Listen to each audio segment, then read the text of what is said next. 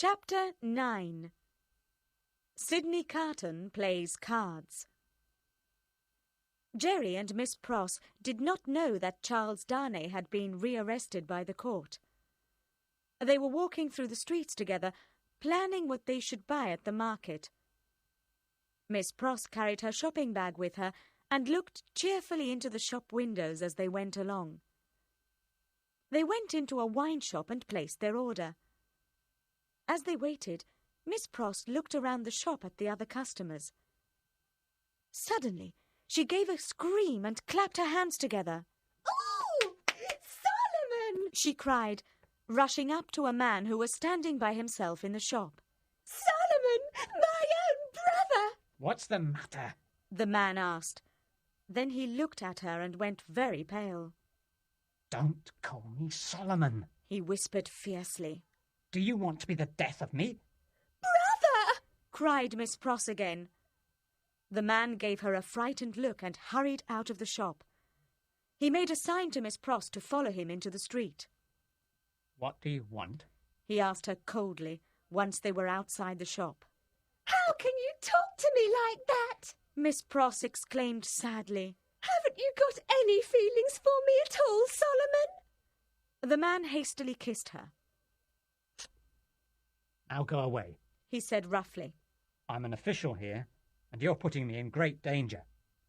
If people knew that we were brother and sister—" Jerry had been silent up to now, but he had been studying the man very carefully. "What's your real name?" he asked the man thoughtfully. "Is it John or is it Solomon? She calls you Solomon, but I knew you as John. And your second name wasn't Pross when you were in England." "What do you mean?" "I remember you see." Jerry said slowly. "You were a witness at an Old Bailey trial. You were a government spy and you gave evidence against the prisoner.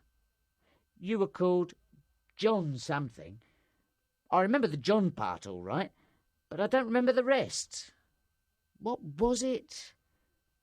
"Barsad," a voice uttered quietly. "That's the name!" Jerry shouted excitedly. He turned to see who had spoken and found himself facing Sydney Carton. "Don't be frightened, Miss Pross. Carton said quietly.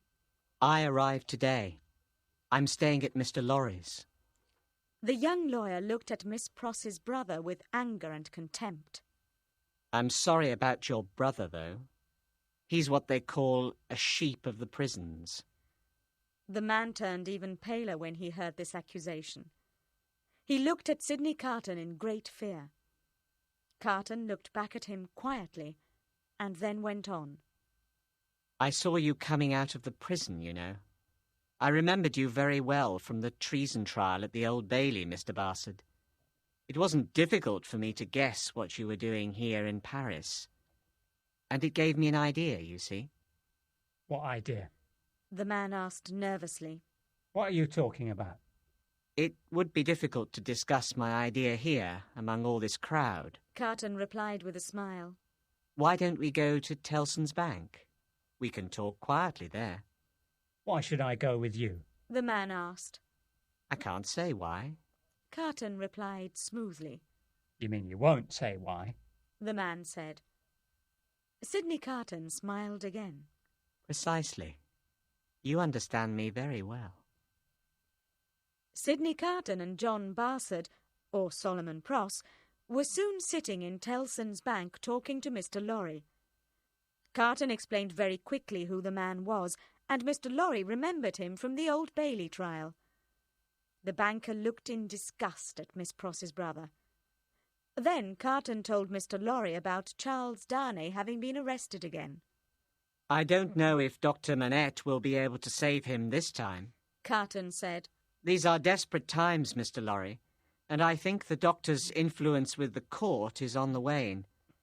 Yes, desperate times indeed." he said thoughtfully. "And desperate times call for a desperate game. My game is to win a friend inside the prison. You, Mr. Barsad," he announced firmly. "You'll need good cards to win that game," the spy said coldly. In a moment, I'll show you my cards. Carton said grimly. But first, if you don't mind, Mr. Lorry, some brandy. Mr. Lorry brought over a bottle of brandy and placed it in front of Sidney Carton. The lawyer quickly drank 2 full glasses of it and then turned back to the spy. You're an informer. He said calmly. You work for the French authorities in the prison. Your job is to listen to the prisoners and to report what they say. But you used to be a spy for the British government, didn't you? That's my first card, Mr. Barsad. Your career in London. I wonder what the French authorities would say if they knew that. Would they think you were still a spy for the British government? Would they see you as a traitor? He paused to take another glass of brandy. Now look at your cards, Mr. Barsad. He advised pleasantly. What have you got? The spy was silent for a moment.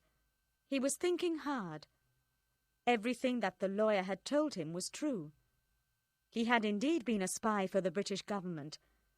He had lost that job because it was soon discovered that the evidence he gave at trials, like the trial of Charles Darnay at the Old Bailey, was unreliable. He had then come to France, where he had worked for the government before the Revolution. After the Revolution, he had changed sides and now worked for the very people he had spied on before. He was in a dangerous position, and he knew it.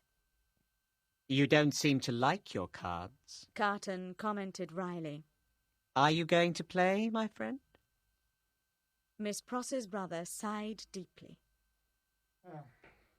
He realized that he was beaten. You told me you had an idea, Mr. Carton. He said wearily. I'd like to hear it. But I warn you, you can't ask too much of me. Don't ask me to do anything dangerous. Sidney Carton smiled at him. I'm not asking much. He told him. You're one of the prison jailers, aren't you? Escape is impossible. The spy hurriedly interrupted. I won't have anything to do with it. It's too dangerous. I have not said anything about an escape. The lawyer reminded him softly. But there is something you can do for me. We'll discuss it in private, if you don't mind. He stood up and went into another room, and John Barsad followed him. Sidney Carton closed the door carefully, and Mr. Lorry could hear them talking earnestly in low voices. Their discussion went on for a long time.